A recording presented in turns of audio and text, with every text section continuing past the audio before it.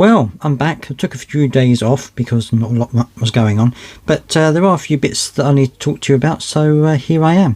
This is Palace to the Core. My name is Stephen Dawes, and first of all, I want to talk about Rob Holding. Now, I mentioned in a previous video that he was training separately on his own because of some issue that he had with Oliver Glasner. Oliver Glasner said that he was training on his own and that he knows why, he knows the reason, and that it's between him and Oliver Glasner. It now looks as though, from people who have been looking at his social media, that he's removed any and all details of Crystal Palace from his social media. So that would lead me to suggest that things still aren't quite happy in Rob Holding and Crystal Palace situation.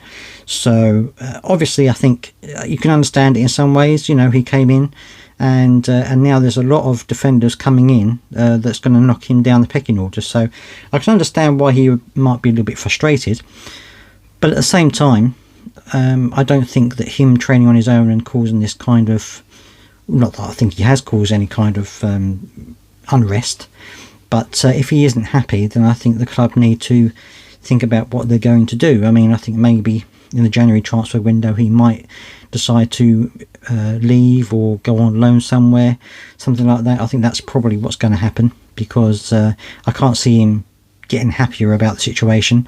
He is quite injury prone. I think there are better defenders ahead of him in the pecking order, so I don't think he's going to get first team football anytime soon. So I think that situation really is kind of been decided for him. So it's a shame, because obviously the injury meant that he wasn't able to play when he probably could have done. But at the same time, we have to progress, we have to move forward, and you know, there are better defenders there at the moment than him, I have to say. So let me know what your thoughts are on that though. Do you think that they should get rid of him somehow in the January transfer window? And where do you think he is in the pecking order? Do you think he's one of the top defenders that should be playing week in, week out, or do you think that he should be where he is and behind a few better defenders? The other thing I wanted to talk about was there's been a few rumours going around about Eze in particular being the focus of Manchester United. Now, Steve Parish said in his interview after the transfer window in the summer that he was surprised that nobody had come in for Eze. You know, he was surprised about it, and I think that's kind of got people moving a little bit, because now there's rumours that Manchester United want to sign him. His £68 million release clause activates again in the summer, so I don't think he's going to go anywhere in the January transfer window, but perhaps next summer, if things at Crystal Palace haven't moved forward in terms of our league position or whatever, then it might be that someone will trigger his £68 million release clause and he will go, which will be a shame.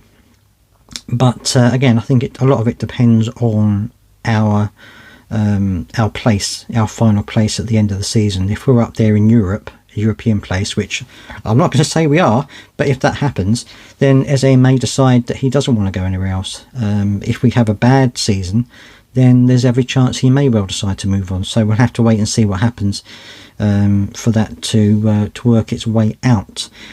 Also, Adam Wharton is also apparently interested in Manchester United as well. They want all our players at the moment. He's of interest because of the way he's been playing, and he has been playing incredibly well.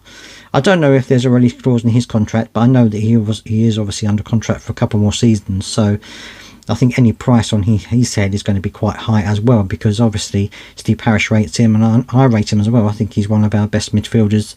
I think he's probably one of the best England midfielders around at the moment as well. So I think that he will be a high price tag for Man United if they decide to go in for him.